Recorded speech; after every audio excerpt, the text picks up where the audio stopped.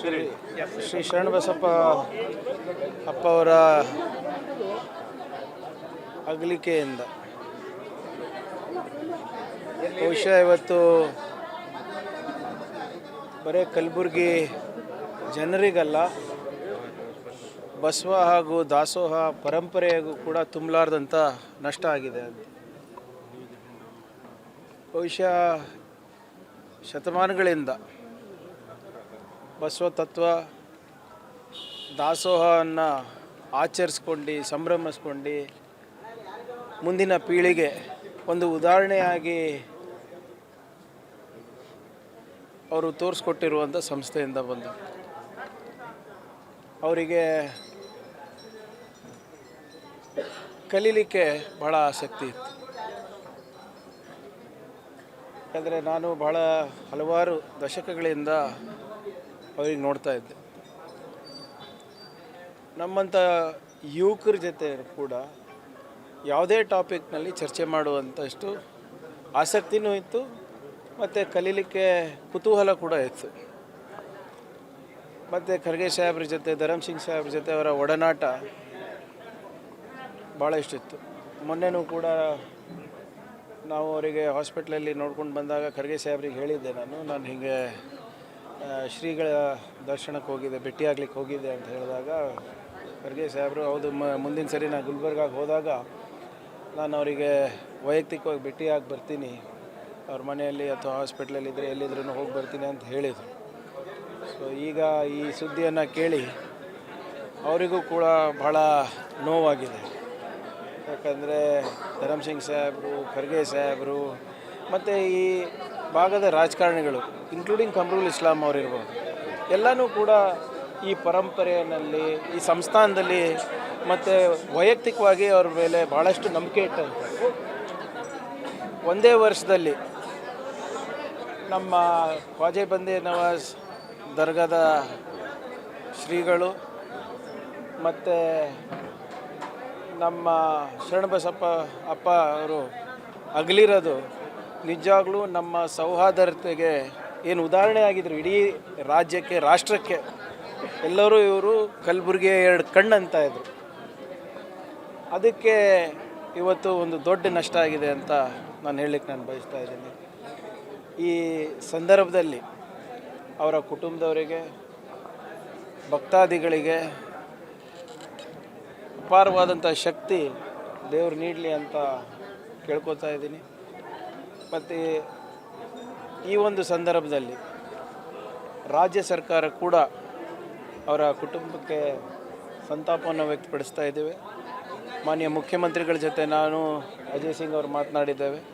ಅವರು ಕೂಡ ಅವರ ಮುಖ್ಯಮಂತ್ರಿಗಳ ಜವಾಬ್ದಾರಿ ಮತ್ತು ಕರ್ತವ್ಯ ಇರೋದರಿಂದ ನಾಳೆ ಸ್ವಲ್ಪ ಬರಲಿಕ್ಕೆ ತೊಂದರೆ ಆಗುತ್ತೆ, ಸ್ವಾತಂತ್ರ್ಯದ ದಿನಾಚರಣೆ ಇರೋದರಿಂದ.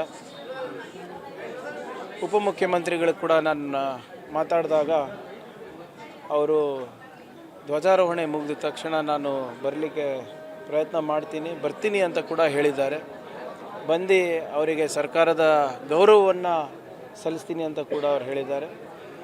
ಮತ್ತು ವಿಶೇಷವಾಗಿ ಭಕ್ತಾದಿಗಳಲ್ಲಿ, ಸಾರ್ವಜನಿಕರಲ್ಲಿ ವೈಯಕ್ತಿಕವಾಗಿ ನನ್ನ ಮನವಿ,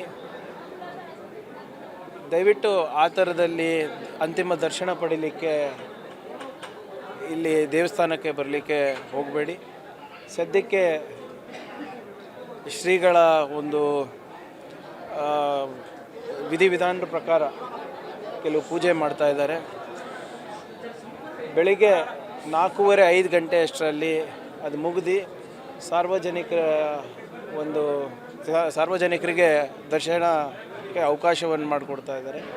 ಅದಾದಮೇಲೆ ಮಧ್ಯಾಹ್ನ 2-2:30 ತನಕ ಸಾರ್ವಜನಿಕರಿಗೆ ದರ್ಶನವನ್ನು ನೀಡ್ತಾರೆ, ಅಂತಿಮ ದರ್ಶನವನ್ನು ನೀಡ್ತಾರೆ. ಶ್ರದ್ಧಾಂಜಲಿ ಸಲ್ಲಿಸಬೇಕಾಗಿರೋ ಸಾರ್ವಜನಿಕರಿರ್ಬೋದು, ಭಕ್ತಾದಿಗಳಿರ್ಬೋದು, ದಯವಿಟ್ಟು ಇದನ್ನು ಅರ್ಥೈಸ್ಕೊಂಡು ಬಂದರೆ ಎಲ್ಲರಿಗೂ ಅನುಕೂಲ ಆಗುತ್ತೆ, ಅವರಿಗೂ ಕೂಡ ಗೌರವ ಸಲ್ಲಿಸ್ದಂಗೆ ಆಗುತ್ತೆ. ಮತ್ತು ಅದಾದಮೇಲೆ 2:30 ಆದಮೇಲೆ ಮತ್ತೊಮ್ಮೆ ಪೂಜೆ ಪುನಸ್ಕಾರಗಳು ನಡೀತವೆ. ವಿಧಿವಿಧಾನ ಪ್ರಕಾರ ಪಾರ್ಥಿವ ಶರೀರನ್ನು ಇಲ್ಲೇ ದೇವಸ್ಥಾನ ಹತ್ರ ಕೂಡಿಸ್ತಾರೆ ಅಂತ ಕುಟುಂಬಸ್ಥರವರು ತೀರ್ಮಾನ ಮಾಡಿದ್ದಾರೆ.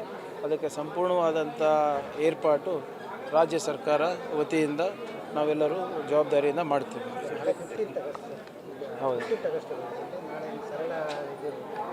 ನೋಡಿ, ಇದು ರಾಷ್ಟ್ರದ ಆಚರಣೆ ಇರೋದರಿಂದ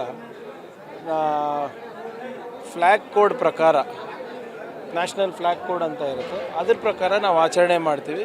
ಯಾವುದೇ ರೀತಿಯಾದಂಥ ಮನೋರಂಜನೆ ಕಾರ್ಯಕ್ರಮ ಇರೋದಿಲ್ಲ, ಕಲ್ಚರಲ್ ಇದು ಇರೋದಿಲ್ಲ. ನಾವು ಧ್ವಜಾರೋಹಣೆ ಮಾಡ್ತೀವಿ ಮತ್ತು ಗಾರ್ಡ್ ಆಫ್ ಆನರ್ ತೊಗೋಬೇಕಾಗತ್ತೆ. ಅದಾದಮೇಲೆ ಭಾಳ ಸರಳವಾಗಿ ಯಾವುದೇ ಭಾಷಣ ಇದು ಇರೋದಿಲ್ಲ. ಅದು ಮುಕ್ತಾಯ ಮಾಡಿ ಅವರಿಗೆ ಶ್ರದ್ಧಾಂಜಲಿ ಸಲ್ಲಿಸುವ ಕೆಲಸವನ್ನು ನಮ್ಮ ಕಡೆಯಿಂದ ಆಗುತ್ತೆ. ಸಾರಿ, ಅದೇ ಸ್ಟೇಟ್ ರಾಜ್ಯ ಸರ್ಕಾರದ ಗೌರವ ಅಂತ ಹೇಳಿದ್ನಲ್ಲ, ಅದು ಮಾನ್ಯ ಉಪಮುಖ್ಯಮಂತ್ರಿಗಳು ಬರ್ತಾರೆ. ಸೇರಿದಂತೆ ಗಣ್ಯರು ಸಾಕಷ್ಟು ಜನ ಬರ್ತಾರೆ, ಲಕ್ಷಾಂತರ ಜನ ಭಕ್ತಾದಿಗಳು ಬರ್ತಾರೆ. ಯಾವ ರೀತಿ ನೋಡಿ, ಈಗ ಅದಕ್ಕೆ ನಾವು ಅಜಯ್ ಅವರು ಈಗ ಹೋಗಿ ನೋಡ್ಕೊಂಡು ಬರ್ತೀವಿ ಆಚೆ. ಈಗಾಗಲೇ ಒಂದು ನೀಲಿ ನಕ್ಷೆಯನ್ನು ನಾವು ತಯಾರು ಮಾಡಿದ್ದೀವಿ. ಅದು ಯಾವ ರೀತಿ ಮಾಡಬೇಕು, ಹೇಗೆ ಮಾಡಬೇಕು, ಸಾರ್ವಜನಿಕರಿಗೂ ತೊಂದರೆ ಆಗಬಾರ್ದು, ಭಕ್ತಾದಿಗಳಿಗೂ ತೊಂದರೆ ಆಗಬೇಕು, ಮತ್ತು ಎಲ್ಲರಿಗೂ ಕೂಡ ಶ್ರೀಗಳ ಒಂದು ಅಂತಿಮ ದರ್ಶನ ಸಿಗೋ ಹಾಗೆ ನಾವು ಮಾಡ್ತೀವಿ.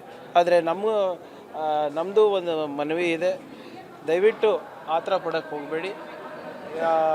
ಎಲ್ಲರೂ ಕೂಡ ಕೂಲಂಕುಷವಾಗಿ ತಾವು ನಿಗದಿತ ಸಮಯದಲ್ಲಿ ಬಂದರೆ ಎಲ್ಲರಿಗೂ ಅನುಕೂಲ ಆಗುತ್ತೆ. ಯಾಕಂದರೆ ಶ್ರೀಗಳ ಮೇಲೆ ಭಾಳಷ್ಟು ಜನದ ಆಶೀರ್ವಾದ ಇದೆ, ಮತ್ತು ಅವರನ್ನು ಪ್ರೀತಿಸೋ ಜನ ಭಾಳ ಇದ್ದಾರೆ, ಅವರಿಗೆ ಗೌರವಿಸೋ ಜನ ಭಾಳ ಇದ್ದಾರೆ. ಸೊ ಸಹಜವಾಗಿ ಅವರು ಕೊನೆ ದರ್ಶನ ಪಡೀಲಿಕ್ಕೆ ಉತ್ಸುಕರಿರ್ತಾರೆ. ಆದರೂ ಕೂಡ ಅದೆಲ್ಲ ಏನೇ ಇದ್ರೂ ಕೂಡ ಜಿಲ್ಲಾಡಳಿತ ಆ ವ್ಯವಸ್ಥೆಯನ್ನು ಮಾಡಲಿಕ್ಕೆ ತಯಾರಿದೆ. ಅಂತಿಮ ದರ್ಶನ ಇಲ್ಲಿ ಪಡೆದ ನಂತರ ಬೆಳಗ್ಗೆಯಿಂದ ಅಂತಿಮ ಸಂಸ್ಕಾರದಲ್ಲಿ ಸಾರ್ವಜನಿಕರೆಲ್ಲ ಭಾಗವಹಿಸಬಹುದಾ? ಅದು ಆ ಕುಟುಂಬದವ್ರ ಇದು. ಸೊ ನನ್ನ ಮನವಿ ಏನಪ್ಪ ಅಂದರೆ, ಈಗ ಕುಟುಂಬದವ್ರ ಹತ್ರ ಮಾತಾಡಿದಾಗ 2:30 ತನಕ ಸಾರ್ವಜನಿಕರಿಗೆ ಅವಕಾಶ ಇದೆ. ಅದಾದಮೇಲೆ ಖಾಸಗಿಯಾಗಿ ಕುಟುಂಬದವರು ಮತ್ತು ಇನ್ನಿತರ ಶ್ರೀಗಳು ವಿಧಿವಿಧಾನ ಪ್ರಕಾರ ಅವ್ರು ಪೂಜೆ ಮಾಡಿ ಅವರ ಪಾರ್ಥಿವ ಶರೀರನ ದೇವಸ್ಥಾನದಲ್ಲಿ ಕೂಡಿಸ್ತಾರೆ.